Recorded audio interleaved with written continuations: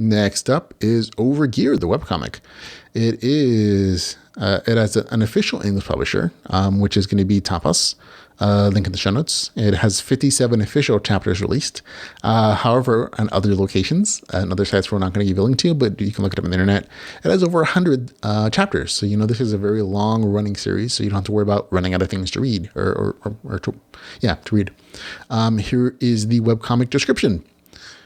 Shin Youngwoo, a.k.a. Grid, is an unlucky man in life and a low-level player in the popular VR game Satisfy. He finds a powerful item that earns him a rare legendary class title, Pagma Successor. He's now a skilled blacksmith who can forge unique weapons and equip the game's most powerful gear. Grid resolves to use his new abilities to achieve fame and fortune, but as his very existence begins to stir up trouble and Satisfy, he realizes that life as a legend may be more than he bargained for. So there we go.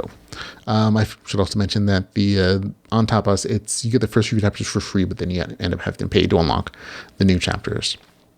So there we go. This review is for the webcomic version of the story. I tried once I saw this and I thought I liked it. I tried to look at the light novel version of it, the translated version, and it was not for me. It was not well translated to me.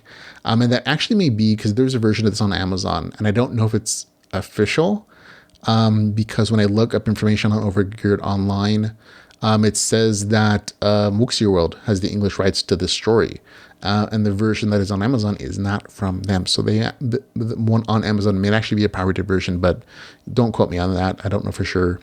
But take your chances, I suppose. But the official version is apparently through Wuxia World. So you want to support the author there and pay for it, you can go to there, check out the actual written light novel version of this, or you can again pay for the webcomic version from the official English publisher and Tapas. Okay, I actually I'd seen this online for a number of months, and just from the cover and from the name and from the description I had read earlier, it didn't seem that interesting, mostly because I didn't see that original novel version. That's something separate from Tapas. But it just didn't seem interesting. I thought this was about online players, overpowered, and that kind of story isn't generally interesting to me. And it wasn't until I ran out of other things to read online that I decided to give it a shot. I saw I had over 100 chapters. I'm like, anything that continues for 100 chapters can't be entirely bad. And so I thought I'd give it a shot, and boy, was I surprised. This is probably one of my most favorite reads for webcomics, at least, in like the last couple months.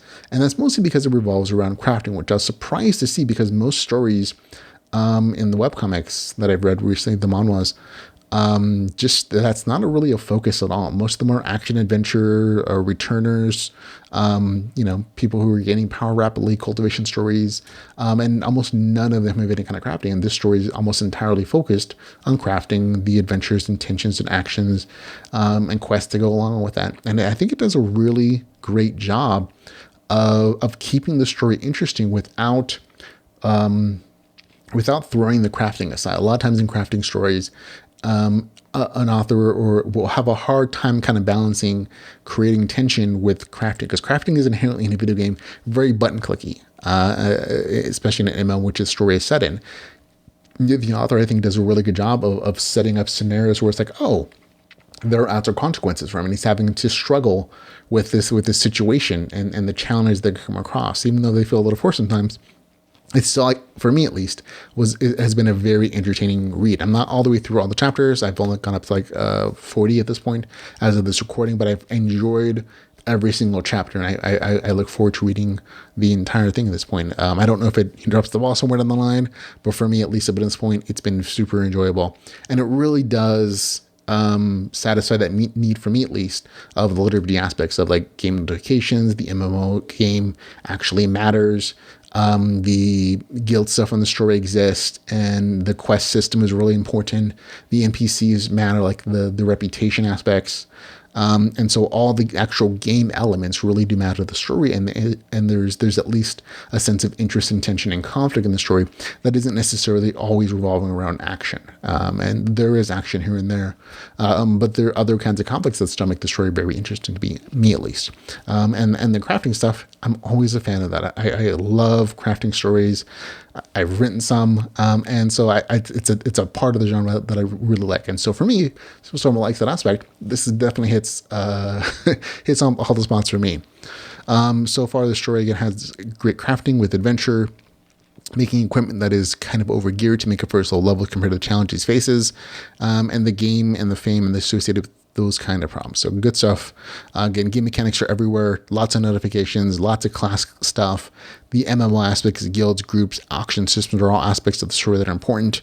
And the artwork on this thing is real crisp, right? That's one of the things that always have to take into consideration when looking at a webcomic or a manga is the art good? Because that really does affect how much I enjoy it. So if your artwork is totally crappy, even if the story can be good, I don't enjoy it because it's a visual medium. And this time, in this instance, very nice, crisp, clean line work, artwork, vibrant colors that convey the action very well.